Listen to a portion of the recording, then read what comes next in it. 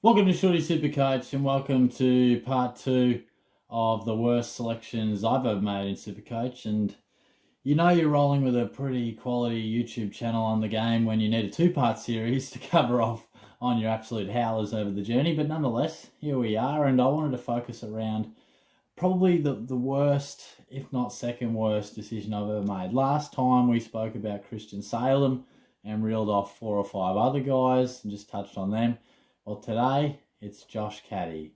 He'd made the move to the Tigers. I was a fan of him at Geelong. I thought he had inside midfielder capabilities. Had been sort of stuck forward, and all the talk was, Caddy, move over the Tigers. I want to play midfield time, blah, blah, blah. Didn't quite happen. But nonetheless, I got seduced into making a fairly large call, as you'll see right here. Sometimes in the Supercoach business, you got to make big calls, and here's one of mine. Josh Caddy, top 5 forward in 2017. I think he's going to have a fantastic season. I think clearly he's gone to the Tigers for opportunity in the midfield, and I believe he'll get that. In the intra-club game on the weekend, he was very impressive, among the best players on the ground. And I know it's only intra-club, but the key takeaway was that he did play basically all midfield.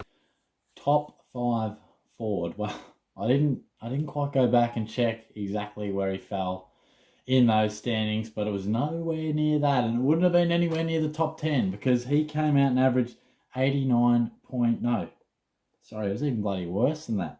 He averaged 89.8 in the year prior. That's why I thought, he probably could lift that average in the 90s fairly well. He came out and delivered me 76.3. Can't remember how long he stayed in my side for. I was absolutely fuming, but he started the year like this. I've come out and talked him right up. Point of difference, blah, blah, blah. 73, 92. And at that stage, okay, 73, 92 is not disaster.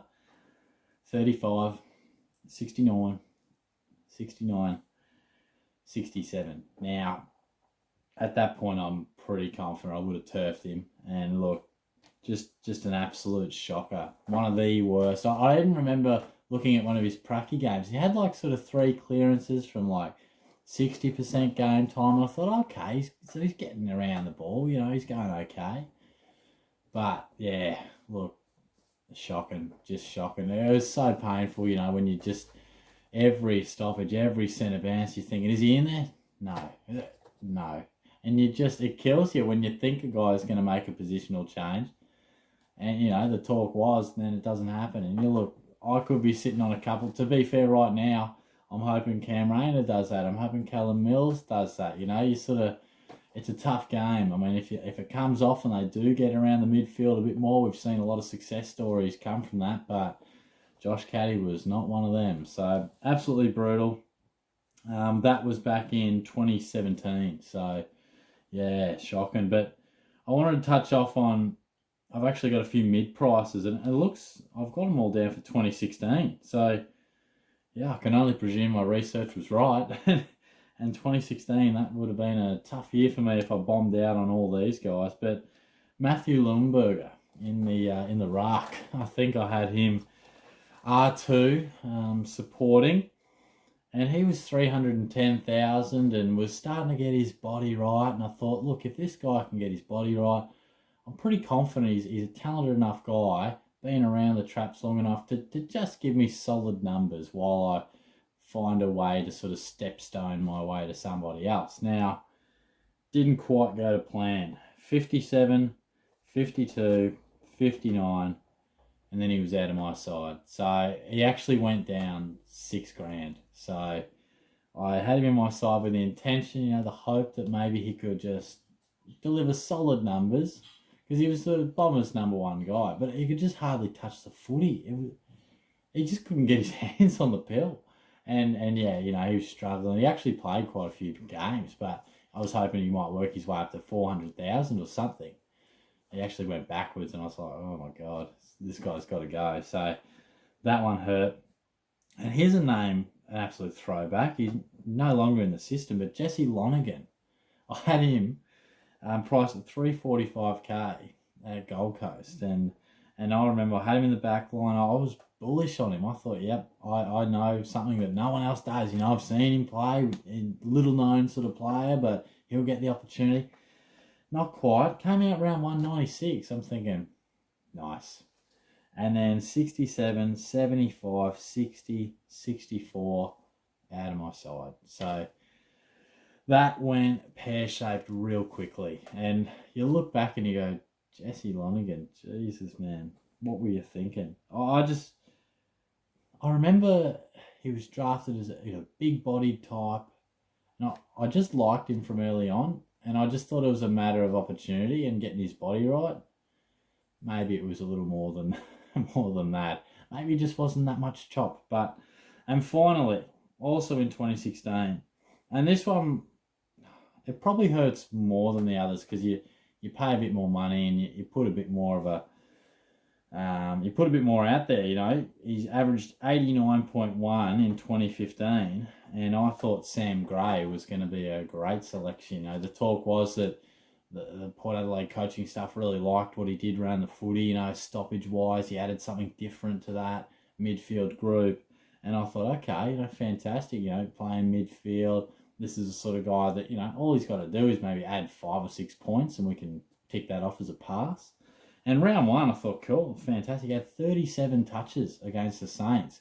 Didn't use it fantastically. He only scored 99 Supercoach points. I remember thinking, I really feel like that should have been more, but 37 touches, he's playing the role. And then it just went disastrous. He went 57, 78, 51, and 45. And he ended up averaging 80.2. So it was just shocking. And he's still floating around somewhere. Is he at Sydney? I'm not even sure, but he's still floating around, I believe.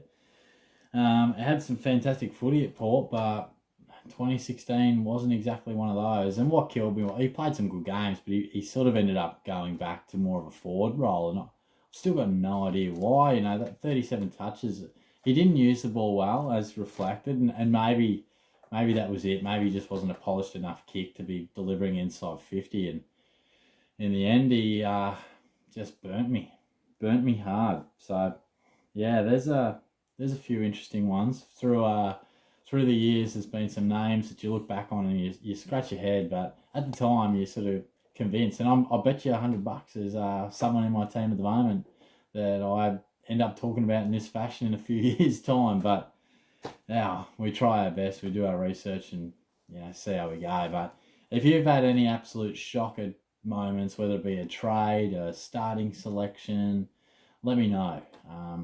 I'll probably touch on a couple. I'll touch on a couple of good ones as well, probably in another video.